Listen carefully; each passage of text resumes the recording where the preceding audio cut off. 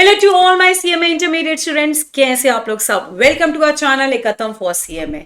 मैंने आपसे कहा था एग्जाम से पहले मैं आपका पूरा फाइनेंशियल अकाउंटिंग पूरा का पूरा एक एक चैप्टर्स रिकैप करवा के दूंगी। ऑलरेडी 2 चैप्टर्स कवर हो गए, bills of exchange and sole proprietorship का final account.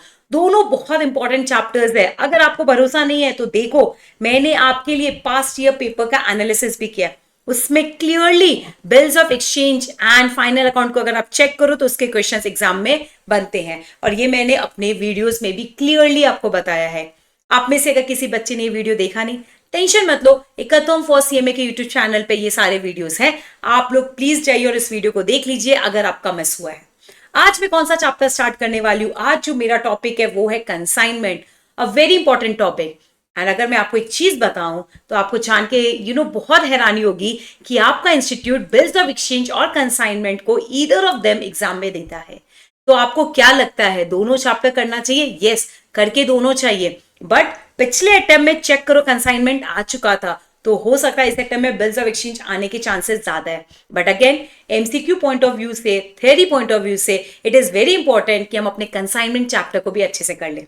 And you never know, institute कभी भी कुछ पूछ सकता है। ये कोई सेट तरीका नहीं है कि एक बार बिल्स ऑफ एक्सचेंज पूछेंगे, एक बार कंसाइनमेंट पूछेंगे। तो हम ज्यादा रिस्क नहीं लेते हुए सारे चैप्टर्स का फटाफट रिकैप करते हैं। चलो मैम, आप कंसाइनमेंट चैप्टर में बेसिकली हमसे क्या करवाएंगे? बेटा कंसाइनमेंट चैप्टर में मैं आपसे बेसिकली कवर करवाऊंगी सारी की सारी जर्नल एंट्रीज जो हम कंसाइनमेंट में सीखते हैं।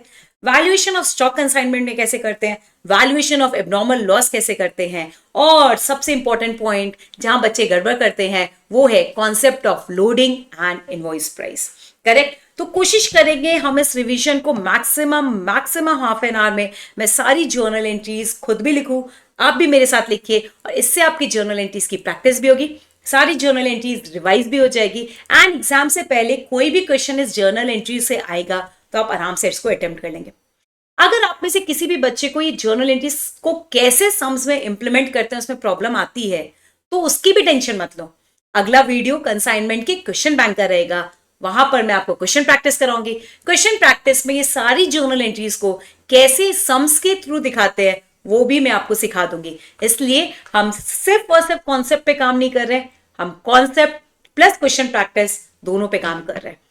एग्जाम में पास होने के लिए कॉन्सेप्ट बहुत इंपॉर्टेंट है, वो तो है ही, बट अल्टीमेटली जैसे आप अपने क्वेश्चन को प्रेजेंट करते हो वैसे आपको मार्क्स मिलते हैं। सो अब क्वेश्चन प्रैक्टिस भी बहुत ज्यादा मायने रखता है, और मैं तो कहूंगी वही सबसे ज्यादा मायने रखता है, बट उसके लिए कॉन्सेप्ट का परफेक्ट होना बहुत जरूरी है। चलो हम ज्यादा टाइम नहीं वेस्ट करेंगे इधर उधर की बातें करते हुए, हम स्टार्ट करेंगे अपना टॉपिक जो क्या है, कंसाइनमेंट। कंसाइनमेंट अकाउंट्स, अगेन इसमें 2 पार्टीज होते हैं, पता है कि आपको? यस, पहले पार्टीज को हम क्या बोलते हैं? कंसाइनर। पहले पार्टी को हम बोलते हैं कंसाइनर, बोलो मेरे साथ। एंड दूसरे पार्टी को हम क्या बोलते हैं? कंसाइनी। एंड अगर सिंपल भाषा में सीखना है बिना चीजों को कॉम्प्लिकेट किए, जो मैं अपने रेगुलर बैच के बच्चों को कहती हूँ, ये कंसाइनर कंसाइनी बेकार की बात है, अननेसेसरी का आप लोगों को कंफ्यूजन देता है। तो आप इसको अपने मन में कह दो, ये बिजनेस का ओनर है और ये बिजनेस का एजेंट है। जो बिजनेस का ओनर है उसके लिए कौन सा नेचर ऑफ बिजनेस है वो मैटर करता है। जो बिजनेस का एजेंट है उसके लिए नेचर ऑफ बिजनेस मैटर नहीं करता। तो पूरे चैप्टर में ये कंसाइनमेंट की जर्नल एंट्रीज हमेशा कंसाइनर के लिए होती है। ये कंसाइनमेंट की जर्नल एंट्रीज हमेशा कंसाइनर के लिए होती है, कंसाइनी के लिए नहीं होती, एजेंट के लिए नहीं होती। तो अगर आप ये भी याद कर लोगे तो आपको समझ आ जाएगा कि यस, ओनर के लिए ये कंसाइनमेंट बिजनेस है, एजेंट के लिए ये कंसाइनमेंट बिजनेस कुछ भी नहीं है। It is a normal business of an agent. वो कंसाइनमेंट अकाउंट सिर्फ और सिर्फ ओनर की बुक्स में खुलता है, एजेंट की बुक्स में नहीं खुलता। This is the main reason. And इसी तरीके से बस आप चीजों को रिटेन करो कि कंसाइनमेंट अकाउंट को या कंसाइनमेंट बिजनेस का सिर्फ और सिर्फ ओनर से मकसद है, एजेंट का कोई लेना देना नहीं है। एजेंट हमारे लिए भी एज एन एजेंट काम करता, किसी और बिजनेस के लिए भी एज एन एजेंट काम करता होगा, किसी तीसरे आदमी के लिए भी एजेंट का काम करता होगा। एजेंट की तरह काम करना उसका बिजनेस का तरीका है, which is a normal business. क्या बच्चों यहां तक बात समझ आ गई क्या?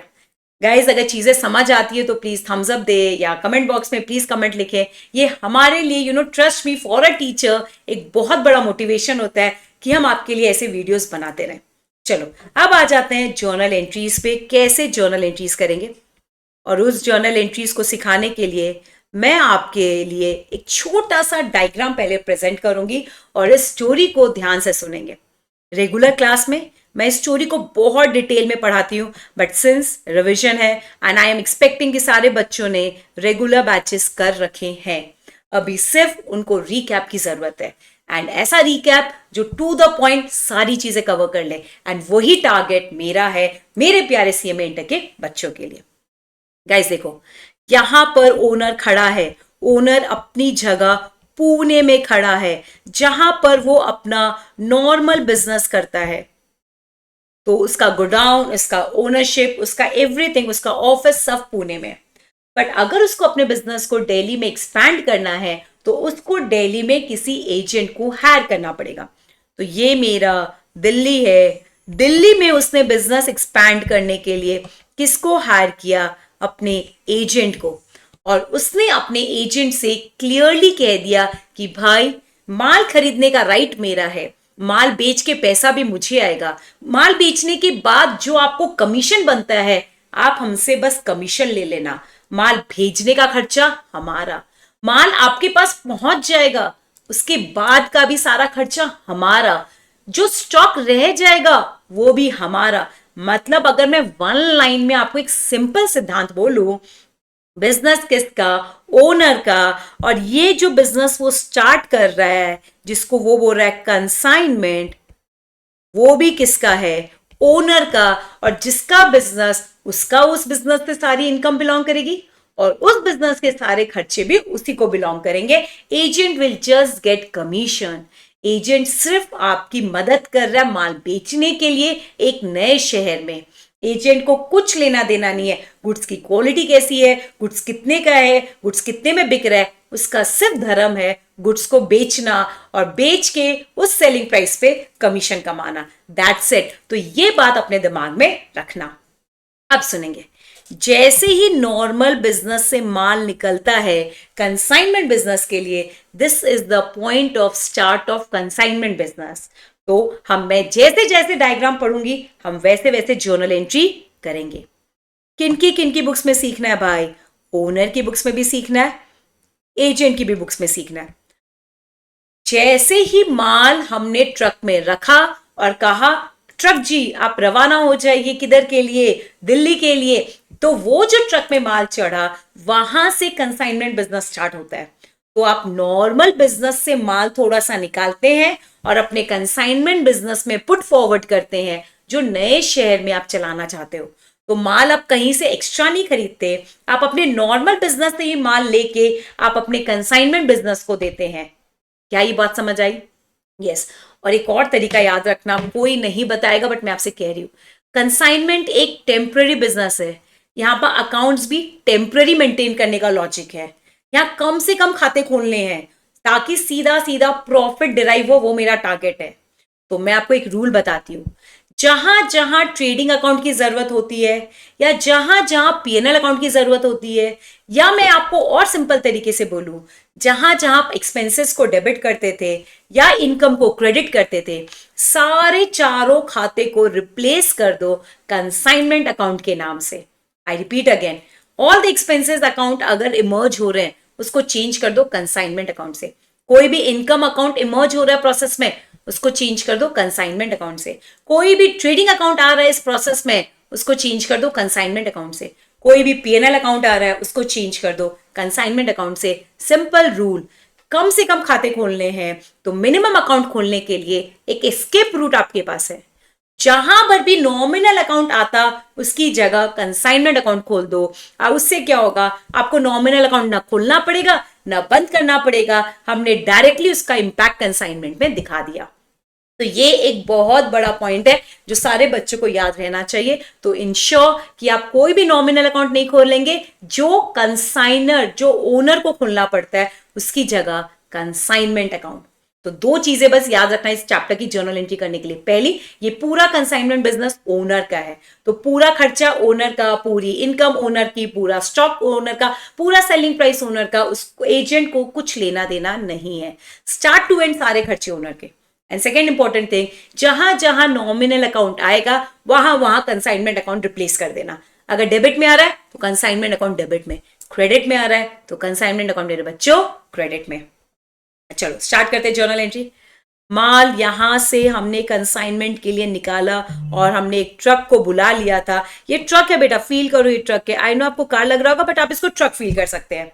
यहां से point of start of consignment है। ओनर इमीडिएटली कंसाइनमेंट के बिजनेस में एंट्री करेगा। कंसाइनमेंट के लिए ये गुड्स परचेज्ड है, बट हमें ज्यादा खाते नहीं खोलने, हमें कम से कम खाते खोलने हैं। एंट्री बनेगी consignment account debit. We will not be using the word purchases account, हमें नॉमिनल अकाउंट नहीं खोलना, कंसाइनमेंट अकाउंट डेबिट। और सिंस ये माल बाहर से नहीं खरीदा है, नॉर्मल बिजनेस में आउट हुआ है। नॉर्मल बिजनेस में क्या बोल के आउट हुआ है? Goods sent on consignment. तो कंसाइनमेंट बिजनेस को भी इसको लेना होगा गुड्स सेंट ऑन कंसाइनमेंट के नाम से। ये एक थोड़ा सा ट्विस्ट एंड टर्न है, but I hope you will remember it. Goods sent on consignment account. Guys मैं कंसाइनमेंट को ऐसे एब्रिविएशन में लिख रही हूँ, शॉर्ट में आप नहीं लिखोगे एग्जाम में, नॉट अलाउड। प्रैक्टिस के लिए आप पूरा कंसाइनमेंट अकाउंट लिखेंगे। क्या पहली एंट्री क्लियर है क्या? यस। फिर रास्ते में इस माल को दिल्ली तक पहुंचाने के लिए बहुत सारे खर्चे करने पड़ते हैं। इंश्योरेंस का खर्चा, लोडिंग का खर्चा, ड्राइवर का खर्चा, ड्राइवर की सैलरी, रास्ते का इंश्योरेंस, अगर कोई कुछ भी प्रॉब्लम आए, खाना पीना, petrol, there can be n number of expenses on the way कि गुड्स पहुंच जाए दिल्ली। अब इसके लिए खुद से सोच के बताओ ये खर्चे कौन करेगा? मैम ये बिजनेस ओनर का, और ये खर्चा भी ओनर की जगह से होने वाला है, तो करेगा भी कौन? ओनर। एक्सपेंस अकाउंट नहीं खोलना, वेरी गुड। उसकी जगह क्या बोलेंगे? Consignment account debit to cash. Payment अगर मेरे खर्चे हमने कैश में किए हैं तो कैश, चेक से किए हैं तो बैंक, और अगर हमने आउटस्टैंडिंग रखा है, पे करना बाकी है, तो जिस पार्टी को पे करना बाकी है उसका नाम लिख देना। बट ऐसा कभी होगा नहीं। आपके मन में चल रहा होगा मैम एजेंट की यहां क्यों नहीं एंट्री कर रहे हो? ओह अच्छा, कुछ बच्चे कह रहे हैं मैम ये कैसी बातें कर रहे हैं, एजेंट के पास तो अभी तक माल पहुंचा ही नहीं, तो उसके पास जर्नल एंट्री की नौबत आएगी नहीं। तो पहली दो एंट्री जहां पर माल हम चढ़ाते हैं बस में, एंड दूसरी एंट्री बस को दिल्ली तक पहुंचाने का, या ट्रेन से माल दिल्ली तक पहुंचाने का, या फ्लाइट से माल दिल्ली तक पहुंचाने का, या आप कह दो वाटर के थ्रू, शिप के थ्रू, कार्गोस के थ्रू माल आने का, उस केस में भी एंट्री रिमेन्स द सेम। अब तुम्हारे मन में आ रहा होगा मैम फाइनली अब ये डिलीवरी यहां का एजेंट लेगा। लेगा क्यों नहीं लेगा? लेगा, डिलीवरी के लिए तो बैठाया मैंने उसको। अगर मुझे ही जाना होता तो एजेंट की क्या जरूरत है? मैं नहीं पहुंच सकता इसलिए तो एजेंट को रखा है। अब यहां पर जो ये एजेंट भैया है, इसको डिलीवरी लेनी पड़ेगी, फिर इसको ये माल दिल्ली के गोडाउन तक पहुंचाना पड़ेगा। करेक्ट? गोडाउन में माल पहुंच भी जाएगा तो वहां से इसको कंटिन्यूअस मार्केटिंग करते रहना होगा, कंटिन्यूअस मार्केटिंग करना पड़ेगा, ताकि ये माल किसके पास पहुंच जाए? एंड कस्टमर के पास। और एंड कस्टमर के पास जब माल पहुंचेगा तो या तो वो कस्टमर को कन्विंस करेगा खरीदने के लिए, या कस्टमर कन्विंस नहीं होगा। इट डिपेंड अपॉन कौन से सिचुएशन में आप आते हो। गाइस अब आता है मेन पॉइंट, और ये जो तरीका मैं एंट्री का वापस आपको रिवाइज करा रही हूं, प्लीज देखो। रेगुलर बैच वाले बच्चे तो इसमें एक्सपर्ट हो गए हैं। उन्होंने मेरे को मैसेज किया था कि मैम ये बहुत शानदार तरीके से आपने एंट्री सिखाई थी। सिंस अभी टाइम कम है, रिविजन मेरा फोकस है, तो मैं और डिटेल में नहीं बता पाऊंगी, but it holds lot of logic. Consignment की एंट्री अगर स्प्लिट तरीके से करोगे, इससे आपको ब्रांच में हेल्प मिलेगा, इससे आपको डिपार्टमेंटल अकाउंटिंग में हेल्प मिलेगा, इससे आपको बिल्स ऑफ एक्सचेंज के भी अकाउंटिंग में हेल्प मिलेगा। बट स्प्लिट एंट्री करना सीखो, जो मैं अभी आपको सिखाने वाली हूं। अब ध्यान से पहले सोचो, एजेंट की जगह से लेकर गोडाउन तक, गोडाउन से लेकर कस्टमर तक खर्चे तो होने वाले हैं, बट ये खर्चे इंटायरली बिलोंग किसको करते हैं? ओनर को। क्यों? बिजनेस ओनर का है, बिलोंग भी ओनर को करना है, सरदर्दी भी ओनर की। बट प्रॉब्लम ये है ओनर फिजिकली प्रेजेंट नहीं है वहां, प्रेजेंट तो एजेंट है। तो देखो एजेंट हमारी मदद कैसे करता, एंट्री को देखेंगे। एजेंट कहता है ओनर भैया मैं एक बार तो कैश अपने पास से पे कर देता। तो कैश निकलेगा किसके पास से, एजेंट के पास से। कैश निकलेगा किसके पास से, एजेंट के पास से। बहुत बढ़िया, यहां तक बात समझ आ गई। बट ये खर्चा बिलोंग किसको करता है, ओनर को। और ओनर जब भी खर्चे को, कोई भी खर्चे का टाइप हो, कंसाइनमेंट अकाउंट को ही डेबिट करता है। मैम ने आती क्लास में सबसे पहले यही बोला था, I hope you remember this ज्ञान। Yes, and carry this gyan in the paper. This will help you to secure good marks in this particular topic, consignment. तो गाइस देखो एंट्री स्प्लिट कर दी। खर्चा बिलोंग करता है ओनर को, पे करता है एजेंट। खर्चा बिलोंग करता है ओनर को, पे कर देता है एजेंट। तो आधी एंट्री ओनर के पास, आधी एंट्री एजेंट के पास। अब आएगा ट्विस्ट, क्या ये खर्चा ओनर का है? यस, बट पे ओनर ने किया है? नहीं, पे किसने किया है, एजेंट ने। तो ये पैसा फ्यूचर में किसको ट्रांसफर करेगा, एजेंट को। खर्चा पे तो हो चुका बट पेमेंट ओनर के पास से नहीं हुआ है, तो ओनर ये पैसा बाद में फ्यूचर में ट्रांसफर करेगा हमारे प्यारे एजेंट भैया को। एजेंट जी आपके हिसाब में ये पैसा बनता है। यहां तक पॉइंट समझ आ गया बच्चों? यहां तक बच्चों पॉइंट समझ आ गया? दूसरा पॉइंट सुनेंगे। अब एजेंट भी होशियार है, वो क्या बोल रहा है, मैं ये पैसा आपसे लूंगा बिकॉज मुझे नहीं बनता था ये पैसा पे करना, बट मुझे ये पैसा पे करना पड़ा because I had no choice.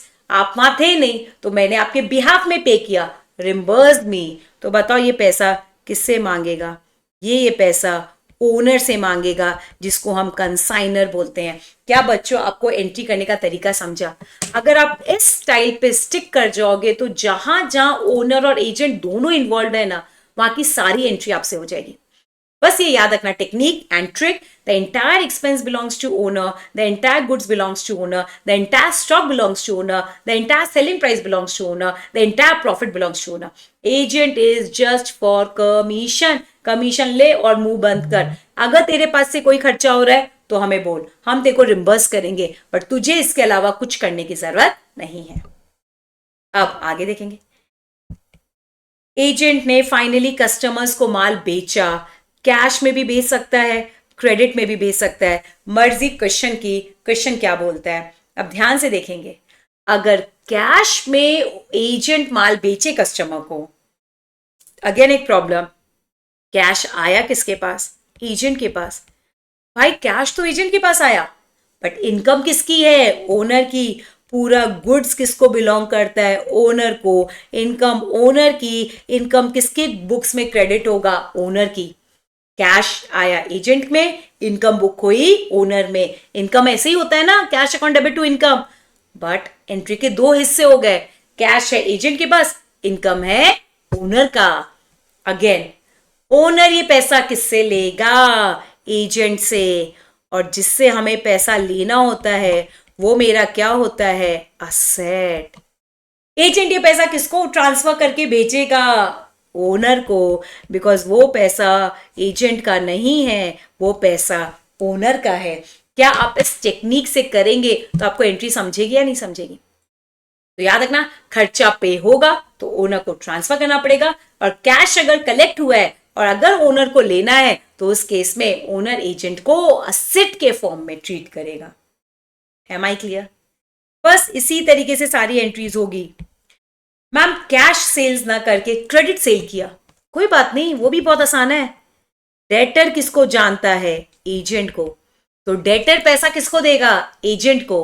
But हम वो पैसा किससे कलेक्ट करेंगे, हम कस्टमर से पैसा कलेक्ट करने के लिए बने ही नहीं है। हम तो जो भी पैसा है सॉरी, चलो लेट डू इट पार्शियली, मैं डायरेक्ट ज्यादा आगे आ गई। अगर आप उधार माल बेचोगे तो डेटर किसको जानता है, एजेंट को। तो डेटर आएगा किसकी बुक्स में, एजेंट की। बट इनकम किसकी है, ओनर की। Thumb rule of this chapter, start to end, entire income and expense belongs to owner. But ये पैसा ओनर किससे लेगा, एजेंट से। Very good. और एजेंट ये पैसा किसको ट्रांसफर करेगा, डेटर से लेने के बाद ओनर को। अगर आप ध्यान से देखो एजेंट की बुक में कंसाइनमेंट अकाउंट नहीं खुलता, उसके लिए कंसाइनमेंट बिजनेस है ही नहीं बेटा, उसके लिए एक नॉर्मल बिजनेस है बच्चों, उसके लिए एक नॉर्मल बिजनेस है। कंसाइनमेंट बिजनेस तो ओनर के लिए है, अकाउंट भी कंसाइनमेंट का कौन खोलेगा? ओनर। ध्यान से देखो सारी एंट्रीज, यहां तक बात समझ आ गई? Come to this next entry. अब एजेंट कहेगा भाई मैंने इतना काम किया, मुझे कुछ मिलेगा नहीं, तो उसको क्या मिलता है बेटा? उसको मिलेगा कमीशन। हमें इसको क्या देना पड़ेगा? कमीशन। कमीशन भी दो मोड में दे सकते हैं, कैश कमीशन, क्रेडिट कमीशन। अगर आप कमीशन कैश में दोगे, जल्दी से बताओ, कंसाइनमेंट बिजनेस के लिए क्या है वो? Expense. Consignment account debit, correct. Payment किस मोड में? Cash to cash.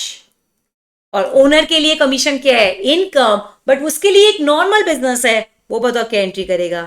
Cash account debit to income earn in the form of commission.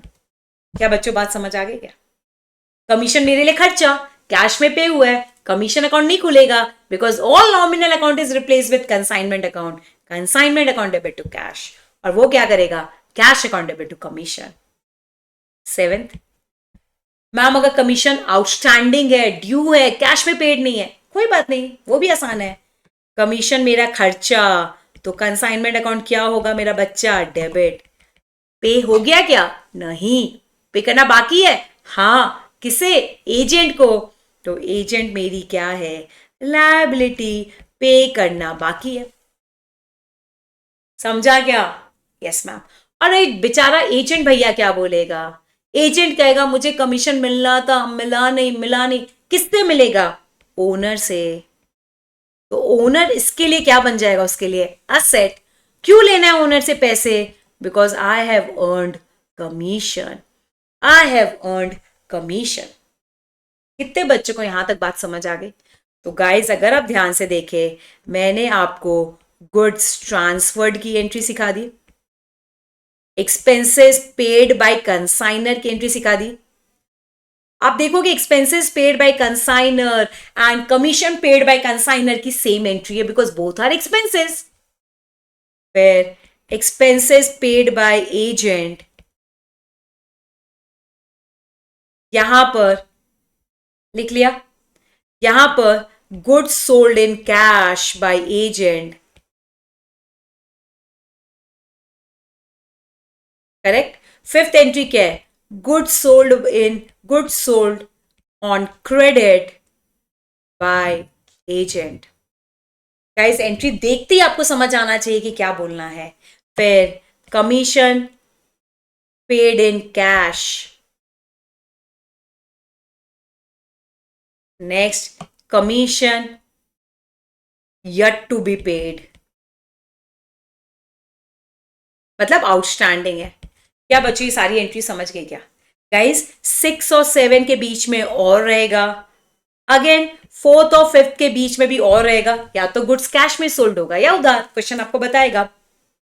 But अगर आप फिर से फटाफट अगर मैं आपको बताऊं एक चीज, अगर आप ध्यान में रख लो, any expenses consignment account needs to be debited, any income consignment account needs to be credited. The entire expense to income belongs to owner. Agent is just doing a normal business of earning commission.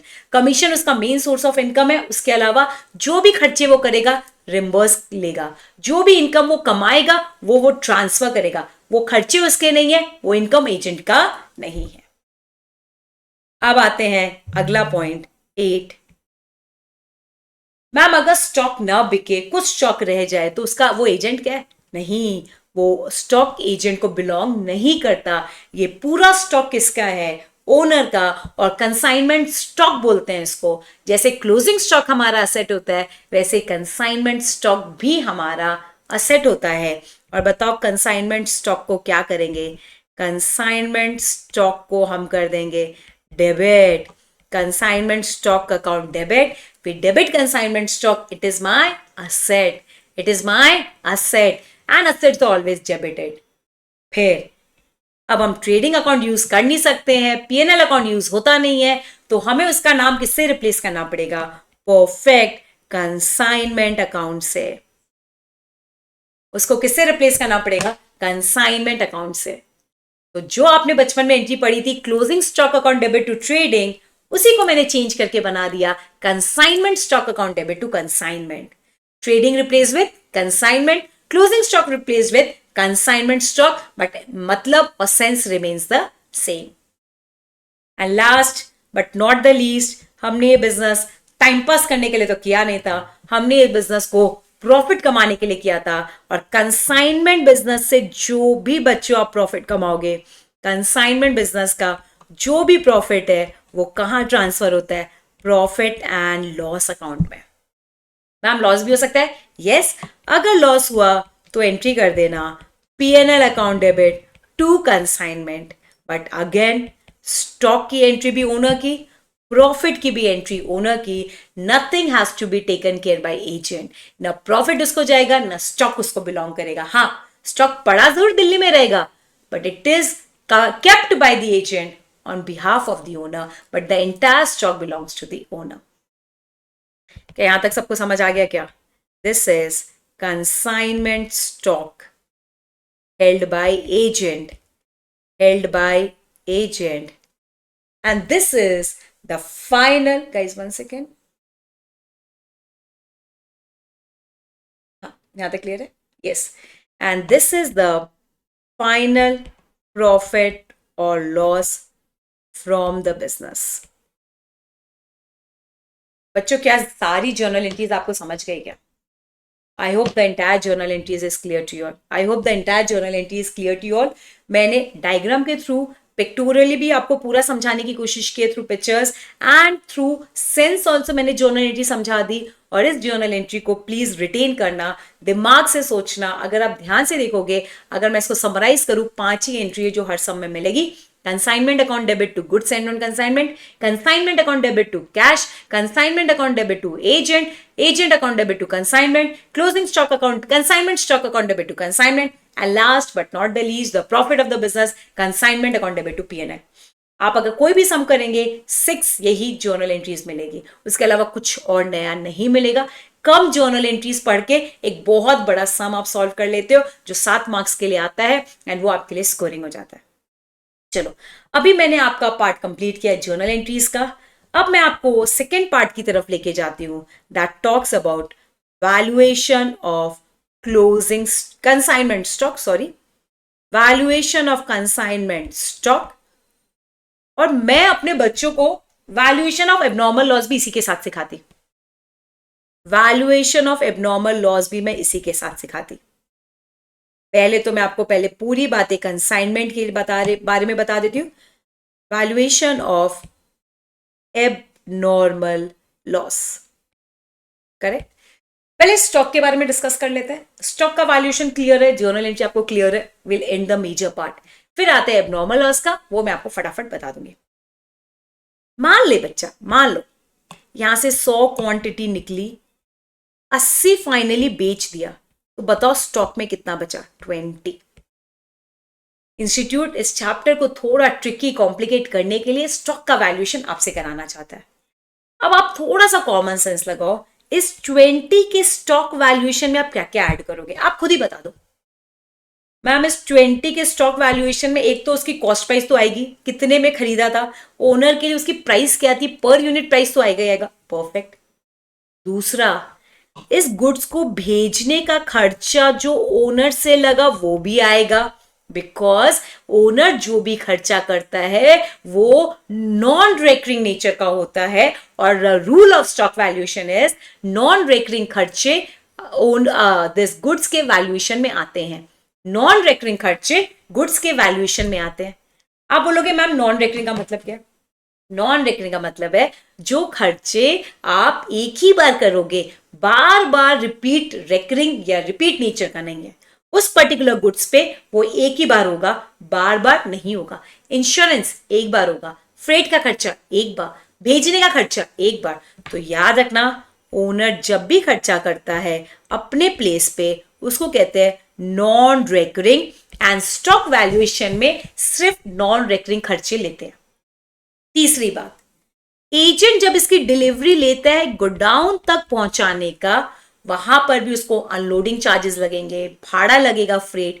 ये भी godown तक पहुंचने वाले सारे खर्चे भी क्या होते हैं, एक्सपेंसेस आर नॉन रिकरिंग।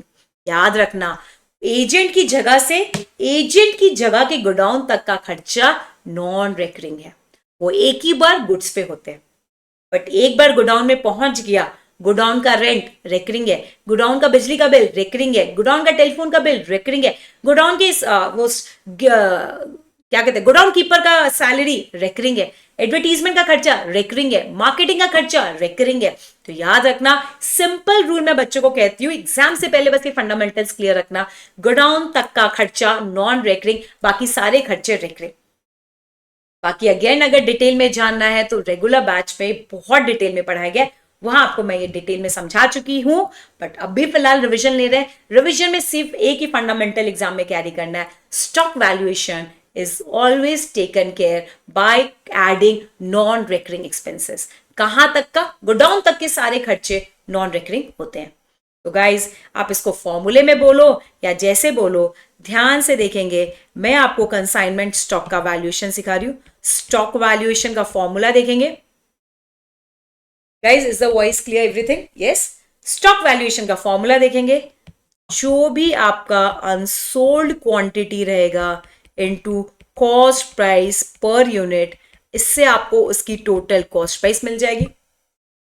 अब आपकी मर्जी, आपको जो लिखना है, कंसाइनर का जो भी खर्चा है, कंसाइनर का खर्चा ऑब्वियसली सारे खर्चे नॉन रेकरिंग होते हैं, बोलने की बात नहीं है, into unsold quantity divided by total quantity, because खर्चे तो टोटल क्वांटिटी के होते हैं ना, हमको उसको प्रोपोर्शनेट करना होता है अनसोल्ड क्वांटिटी से, बिकॉज हमें अनसोल्ड का वैल्यूएशन करना है। Am I clear? And the third thing is, consignee के भी एक्सपेंस लिए जाते हैं, कंसाइनी के भी एक्सपेंस लिए जाते हैं, बट कौन से, नॉन रेकरिंग। किस पे, अनसोल्ड क्वांटिटी पे, बट वो खर्च कितने पे हुआ होगा, टोटल क्वांटिटी पे। तो आपको इसको भी क्या करना पड़ेगा, proportionate, and this is how we value our stock in 3 steps, price per unit, and अगर इसको और सिंपल में बोले, total non recurring expenses incurred up to godown related to unsold quantity से प्रोपोर्शनेट कर दो। क्या बच्चों यहां तक बात समझ आ गई? क्या बच्चों यहां तक बात समझ आ गई क्या? Guys see, in last 25 minutes मैंने आपको पूरी जर्नल एंट्री सिखा दी, और अब जो मैं ऐड ऑन करा रही हूँ बहुत बहुत सिंपल सिंपल सी बातें हैं। करेक्ट। अब आता है ये एबनॉर्मल लॉस क्या होता है। ऑब्वियसली आपने ये पढ़ रखा है वर्ड, बट सुनेंगे। अगर रास्ते में आपका माल क्या, let me change the colour बच्चों, अगर रास्ते में आपका माल चोरी हो जाए, या कोई पानी से खराब हो जाए, या वो जल जाए, कुछ भी एबनॉर्मल रीजन से स्टॉक खराब हो जाए, कहीं पर भी हो सकता है, कंसाइनर के प्लेस पे भी हो सकता है, कंसाइनी के प्लेस में पहुंच के भी हो सकता है, गोडाउन में पहुंचने के बाद भी हो सकता है, एबनॉर्मल लॉस कहीं पर भी हो सकता है। अब आपको इस लॉस की एंट्री डालनी पड़ेगी, जब एबनॉर्मल लॉस हो तब एंट्री डालनी पड़ेगी। अगेन, गुड्स ओनर का, खर्चे ओनर के, इनकम ओनर का, प्रॉफिट ओनर का, तो ये लॉस भी ओनर का। तो गाइस, अगर एबनॉर्मल लॉस की एंट्री मांग ले, तो अब मैं आपको सिखाने वाली हूं एबनॉर्मल लॉस। अगेन, ये लॉस किसका, ओनर का, एंट्री भी कौन डालेगा, ओनर। बचपन से तुम पढ़ते आए हो abnormal loss account debit to trading account, loss by theft account debit to trading account, loss by fire account debit to trading account. मैं सिर्फ उसको लिख रही हूं, instead of trading account I am writing consignment account, I am writing consignment account. कितने बच्चों को यहां तक बात समझ आ गई? यस। अब अगेन आपको इसकी वैल्यू बतानी है, क्वेश्चन आपको नहीं बताएगा, सेम फॉर्मूला वैल्यूएशन जैसे आपने कंसाइनमेंट स्टॉक किया था। सबसे पहले आपका एबनॉर्मल लॉस क्वांटिटी कितनी है, वो आपको अगर क्वेश्चन बता देगा तो कर लेना, नहीं बताएगा तो नहीं सॉल्व कर पाएंगे, into price per unit. Correct. Again, जहां पर एबनॉर्मल लॉस हुआ है वहां तक के पहले का सारा नॉन रिकरिंग एक्सपेंस। अगर कंसाइनर की जगह पे एबनॉर्मल लॉस हुआ है तो सिर्फ कंसाइनर का नॉन रिकरिंग एक्सपेंस आएगा। अगर कंसाइनी की जगह पे पहुंचने के बाद हुआ है तो कंसाइनर का नॉन रेकरिंग भी आएगा, कंसाइनी का भी नॉन रेकरिंग आएगा। तो अगर मैं सिंपल पॉइंट बोलू, all non recurring expense up to loss into abnormal loss quantity upon total quantity. You need to proportionate it. You need to proportionate it ना, because खर्चे किस पे होते हैं? टोटल क्वांटिटी पे, और हमें एबनॉर्मल लॉस पे एबनॉर्मल लॉस क्वांटिटी का खर्चा चाहिए, तो ऐसे ही करना पड़ेगा। क्या बच्चों यहां तक बात समझ आ गई क्या?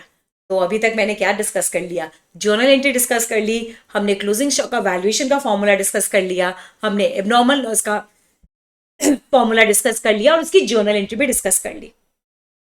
गाइज एक चीज याद रखना, एग्जाम में इसके आगे बताते हैं कि इतना इंश्योर्ड था, इतना अनइंश्योर्ड था।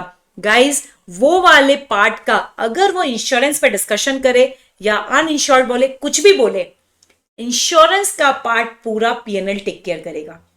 तो अगर आपका पूरा एबनॉर्मल लॉस इंश्योर्ड है तो insurance company account debit to abnormal loss, इसका कोई लेना देना नहीं है कंसाइनमेंट से।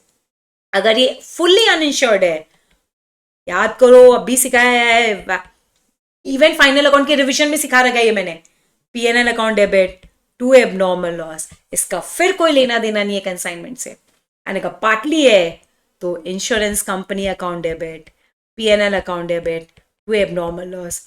गाइज अगर आप ध्यान से देख रहे हैं, कोई भी सिचुएशन में फर्दर एबनॉर्मल लॉस का डिस्कशन हो, insured, uninsured, partly insured, please बच्चों कंसाइनमेंट के चैप्टर में कंसाइनमेंट अकाउंट पे उसका कोई इंपैक्ट नहीं देखने को मिलेगा।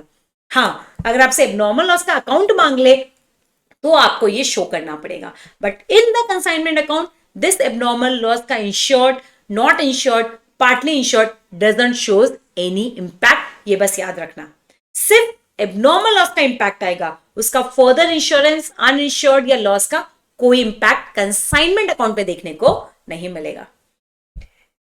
यहां तक क्या पूरी बातें आपको कंसाइनमेंट की समझ आ गई क्या? यहां तक पूरी बातें आपको कंसाइनमेंट की समझ आ गई क्या? Journal entries, valuations. अब कुछ ऐसी बातें हैं जो इंस्टीट्यूट आपके साथ कर लेता है, वो है कैलकुलेशन ऑफ कमीशन। ये आपको फिर से क्वेश्चन कहता है प्लीज कैलकुलेट कमीशन। कसम खा लो सारे बच्चे, calculation of commission. Commission is always calculated on quantity sold. Correct? It is always on quantity sold. Not on the cash collected, not on the debtors who have been given cash. कितना cash आया, कितना credit पे आया, कुछ नहीं, कितना quantity बिका, चाहे कैश में बिका, क्रेडिट में बिका, बिका हुआ माल डूब गया, कुछ भी हुआ, बिक गया, इसका मतलब बिक गया, उस पर आप कमीशन के लिए एलिजिबल हो। Am I clear? रेट जो क्वेश्चन बोलेगा, don't worry about it, but again the very important point is price.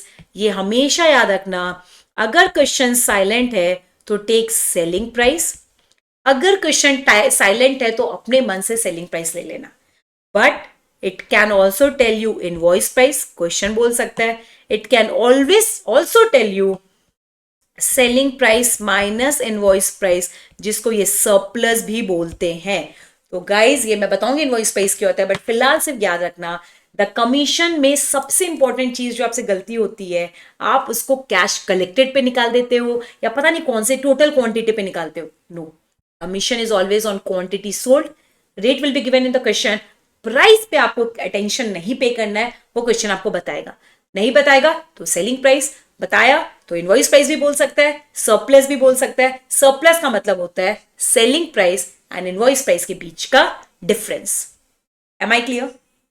M I clear बच्चों?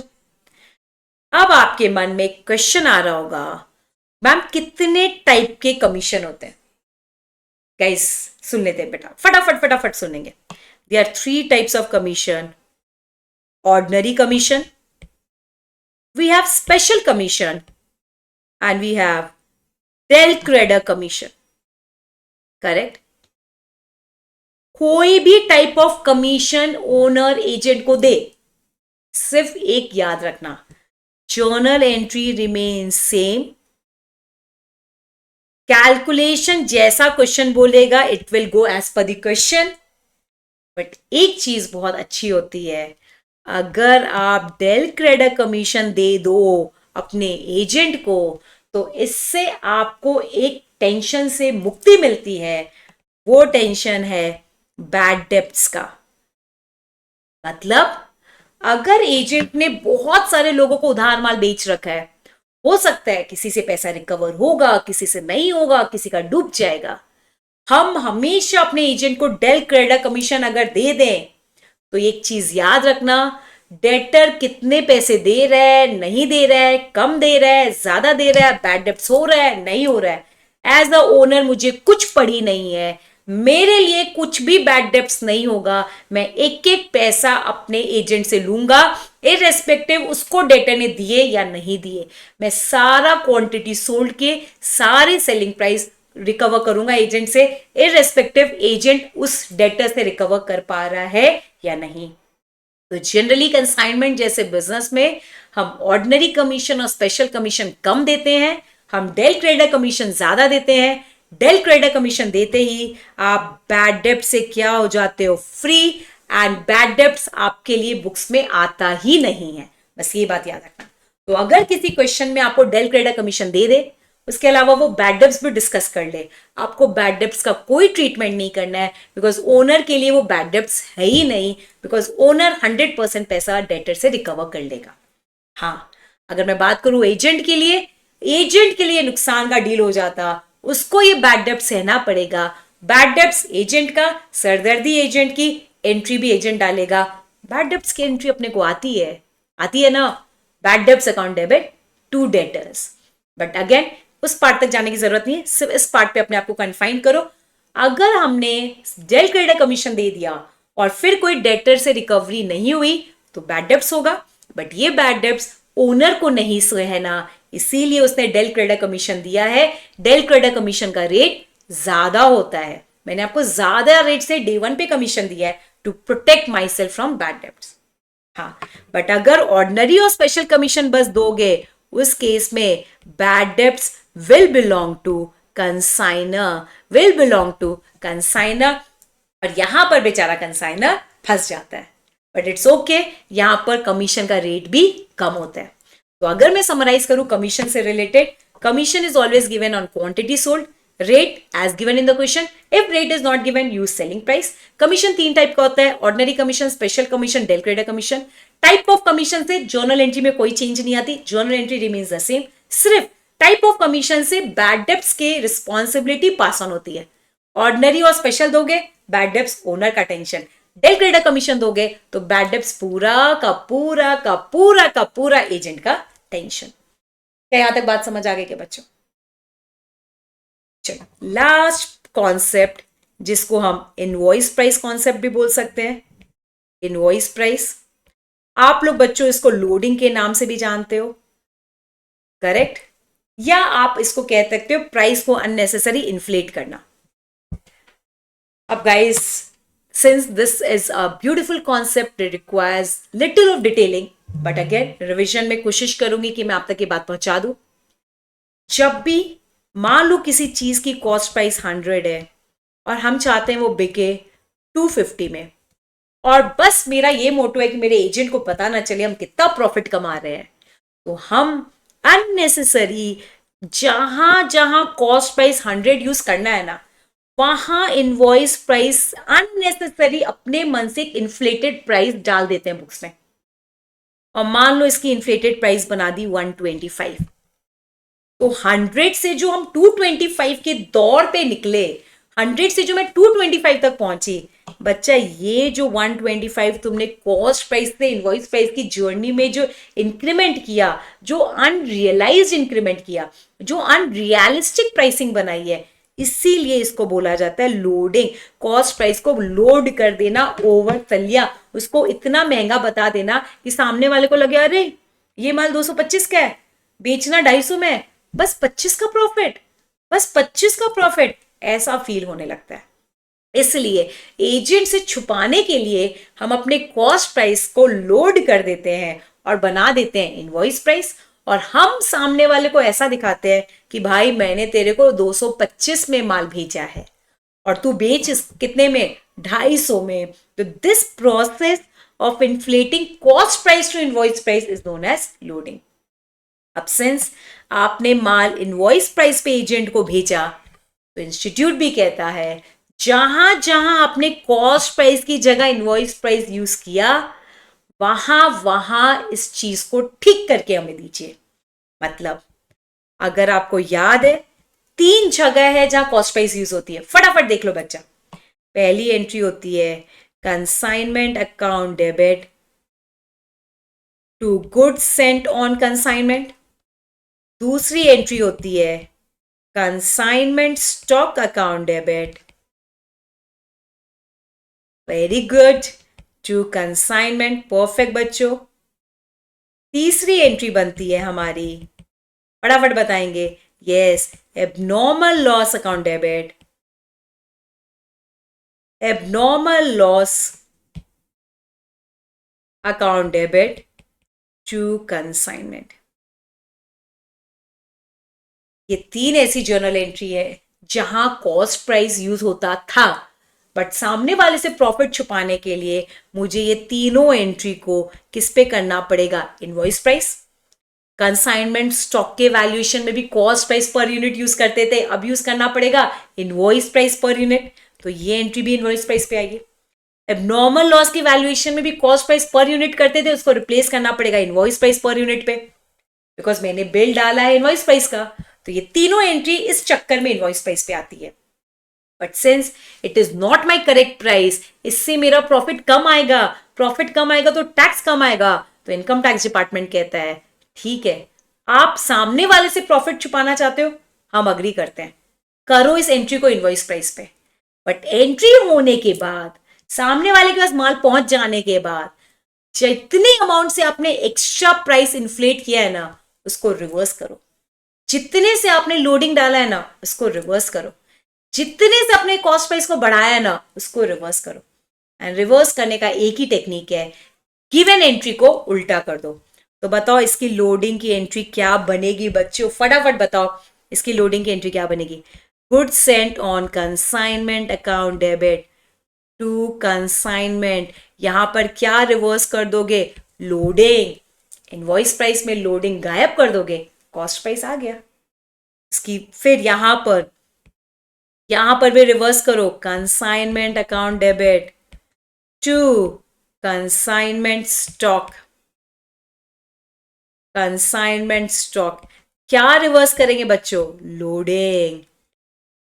फिर यहां पर भी रिवर्स करो, क्या एंट्री होगी, consignment account debit to abnormal loss, क्या रिवर्स करेंगे, लोडिंग। तो याद रखना, लोडिंग के कारण 3 ही जर्नल एंट्री में इंपैक्ट आता है, goods sent on consignment, abnormal loss and stock valuation. तो आपको ये तीनों एंट्री, अगर आपका सम इनवॉइस प्राइस पे है तो ये तीनों एंट्री आपको इनवॉइस प्राइस पे करनी पड़ेगी। बट आप अपना प्रॉफिट कम नहीं दिखा सकते हो, तो एक बार तो इनवॉइस प्राइस पे एंट्री कर लो, बाद में इसको रिवर्स कर लेना, और रिवर्स करते ही लोडिंग रिवर्स हो जाएगा। लोडिंग जैसे रिवर्स होगा, invoice price minus loading, the impact of cost price will be seen in the books and correct profit depict होगा।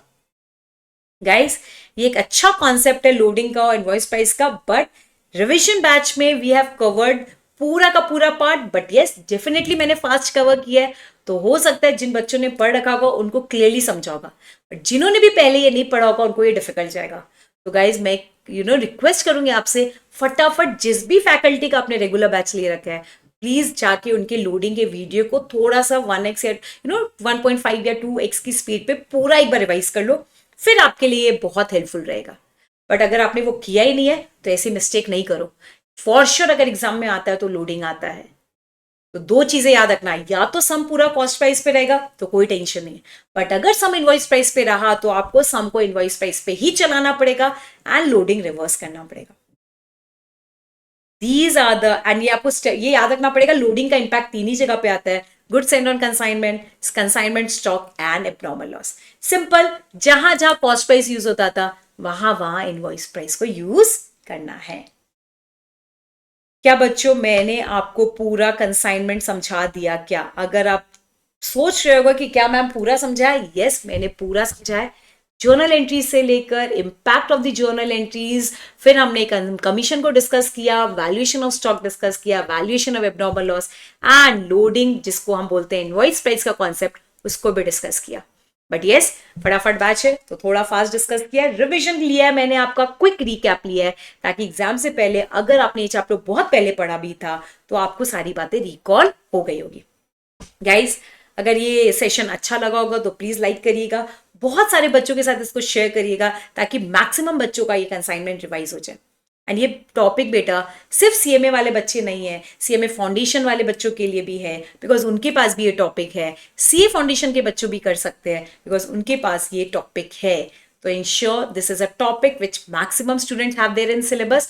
तो आप में से कोई भी बच्चा अगर ये टॉपिक पढ़ रहा है आप खुद भी इसको देखें एंड मैक्सिमम जो भी आपके फ्रेंड्स को लगता है इस टॉपिक में हेल्प की जरूरत है उनके साथ इसको शेयर करिए। चलो फिलहाल सेशन को एंड करूंगी बट उसके पहले कमेंट बॉक्स में जरूर अपना कमेंट लिखिएगा कि अगर आपको ये सेशन पसंद आया so that it motivates me to make more such session for everyone, all the students who needs accounts revision.